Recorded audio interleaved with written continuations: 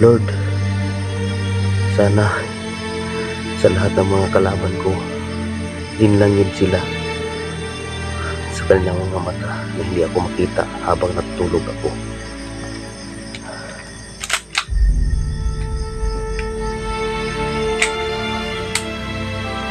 Sige natin tawid.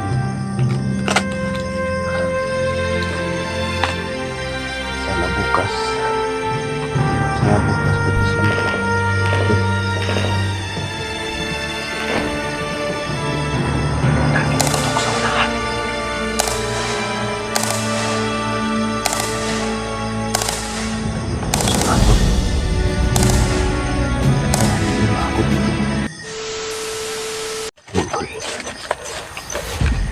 Dito ako napunta ng gabi.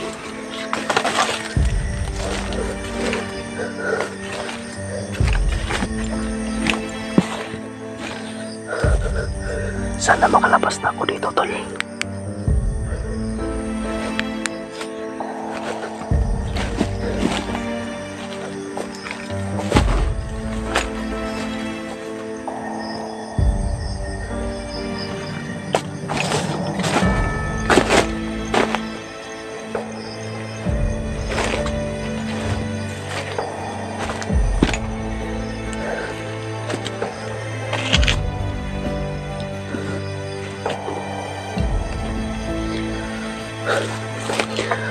Relax muna tayo. Sobrang pagod talaga.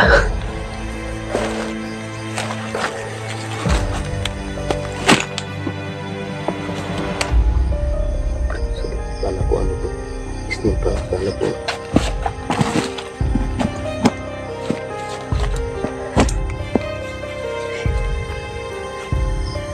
Diyos ko. Sana makita ko na si JJ. Dito ako nabutan ng gabi.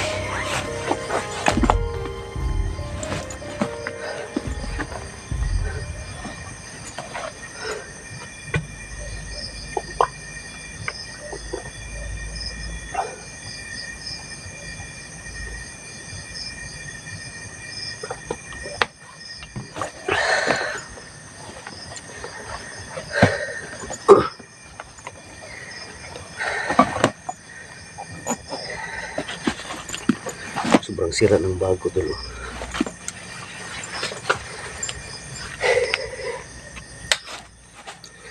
Kung hindi pa sa sabi ni Gigi na balikan ko ang kanyang pinsan na si JJ, hindi ako pupunta ng bundok. Pero gusto ko pong matupad ang kanyang sinasabi, dahil gusto kong masaya siya kasama si Gigi.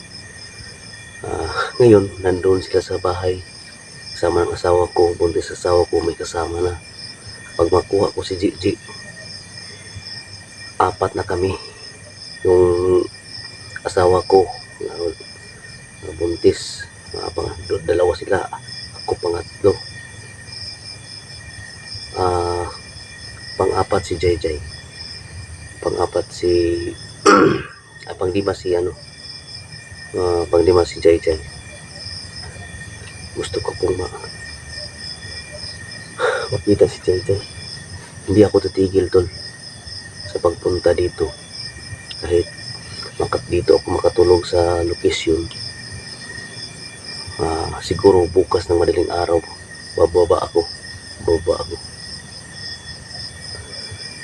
Dahil nung nakita ko sa video ni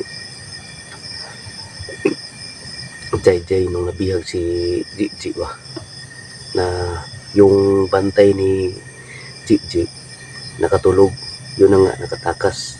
Sana si JJ ganun din, dahil yung mga kalaban namin kulang sila sa tulog, palagi sila nagbubantay nang dahil sa utos ng kanilang mga commander. Sana makita ko si JJ ngayon. Tingnan niyo tol, may putok sa unahan.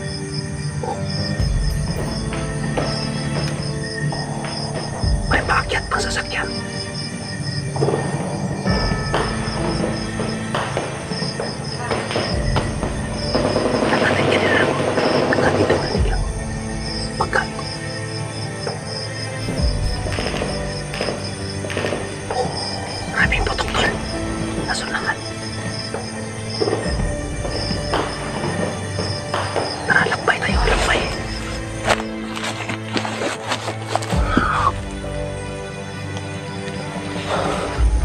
Jay.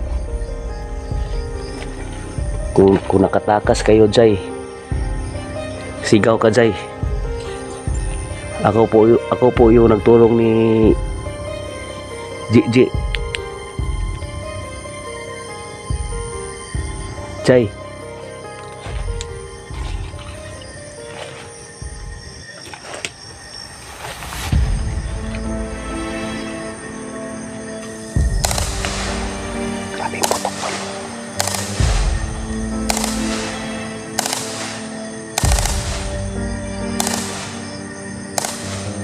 Hanap tayo ng tulugan natin, tol.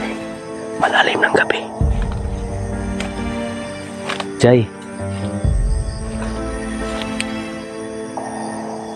Jay. Ako.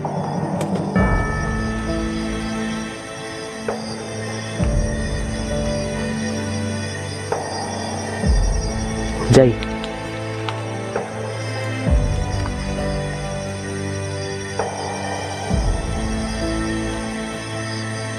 Kinakabahan ako, tol pa.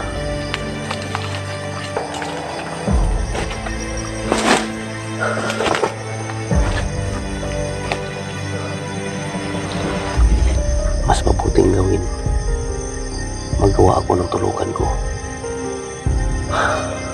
Bukas ako uwi. Dito ako matutulog. Magawa ako ng tulugan ko para makapahinga ako ng maaga.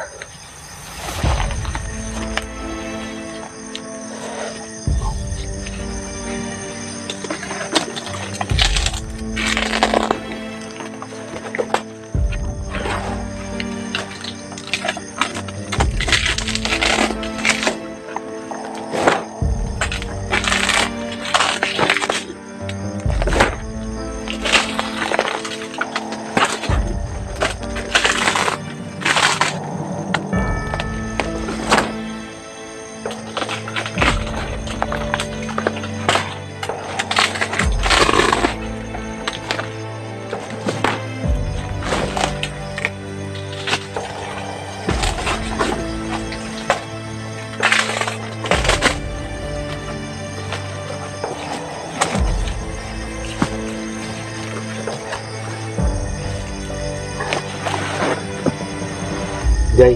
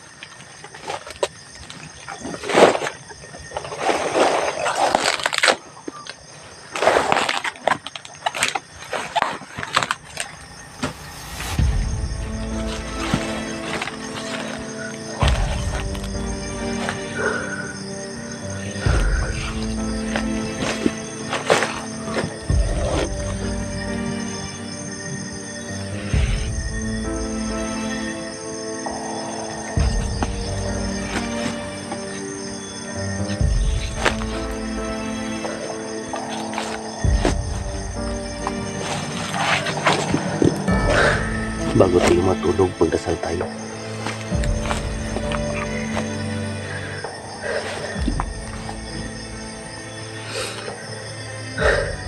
Sa ngalan ng Ama, ng Anak, ng Espiritu Santo. Amen. Lord, magandang gabi po sa iyo. Sana sa gabing ito makatulog ako ng husto, at sana si JJ makita ko pagising ko. Sana, Lord, dinggin niyo ang aking pagdasal sa iyo. Nasipti ako dito sa lokasyon na to. Dito ako sa kalagitnaan ng maraming mga saging. Dito ako matutulog. Lord, sana sa lahat ng mga kalaban ko, dinlangin sila sa kanilang mga mata na hindi ako makita habang natutulog ako. Lord, Wala akong magawa kung wala kayo. Lahat aking ipinanalig sa ngalan ni Jesus. Amen. Sa ngalan sa Man, sa Anak, sa Espiritu Santo. Amen. Dito tayo matutulog to. Basta may pananalig tayo sa Panginoon, tol. Yun, basta may pananalig tayo sa Panginoon, sigurado hindi tayo niya pababayaan.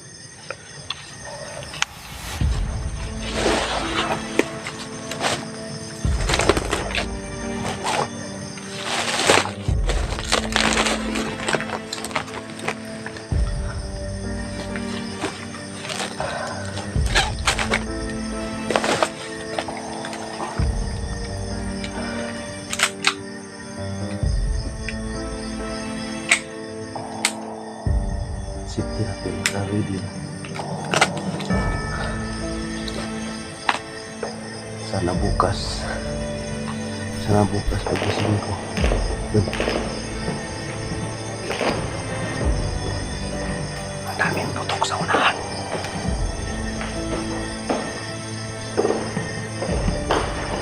Tutok sa bato. Sana hindi ako dito. Kanina pa yan tutok.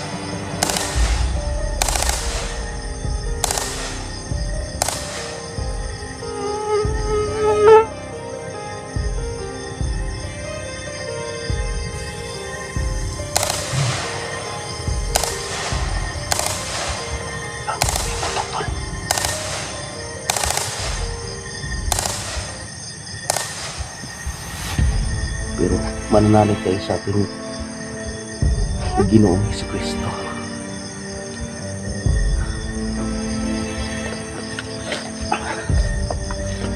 Sana bukas makita ko na si JJ. Kawawa naman. Saka si Gigi, happy naman siya. Kasama niya ang aking asawa sa bahay.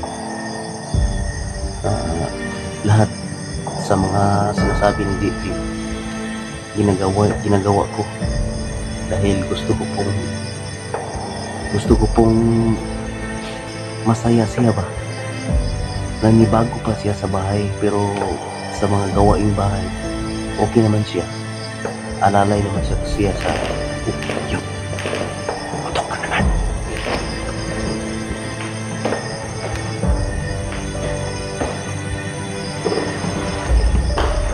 Aming putok.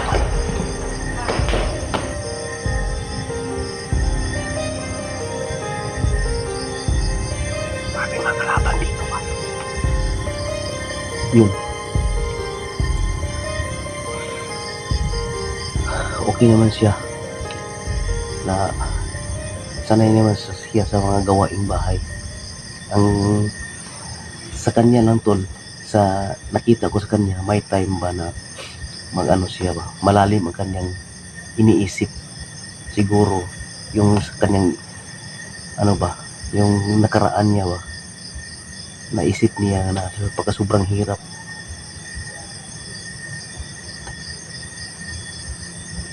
Naisip niya na pagka sobrang hirap.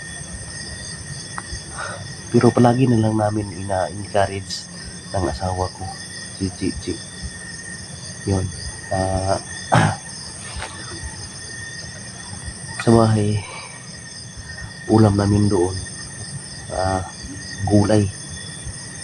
Pag makapira, bili ako ng manok, yung karni ba. Masaya naman siya. Pag tingin ko sa kanya, kaming tatlo, sabay ko sa pagkain. Masaya naman siya. Para ng kanyang ano ba, parang mas na siya, mas malaki na ang kanyang pagbabago, paninibago, or pagbabago sa kanyang buhay or sa kanyang katawan. Iba noon, ngayon okay na si Gigi. Parang dalaga na ba.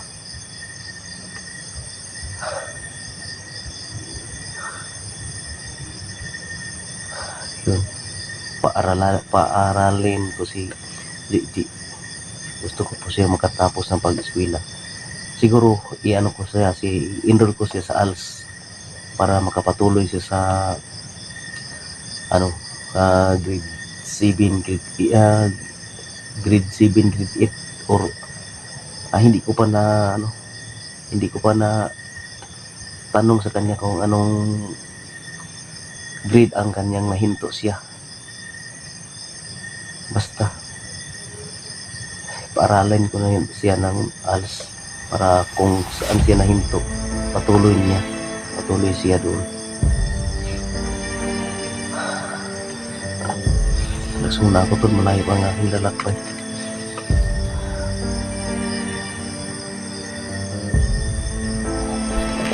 Sabi putok doon, oh. Siguro may ano sila, may kalaban ba? Siguro magkasamaan ko doon sa unahan. Minanmanan nila ang mga kalaban namin. Oh, tingnan nyo, kaniya pa yung putok ba? Grabe talaga.